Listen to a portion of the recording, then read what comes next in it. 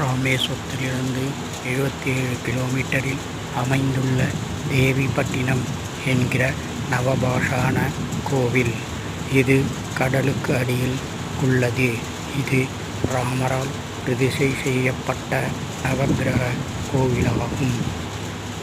இன்றெல்லாம் பார்க்க வேண்டுமென்றால் தண்ணீர் இறங்கியவுடனோ அல்லது படகின் மூலமோ சென்றுதான் பார்க்க முடியும்.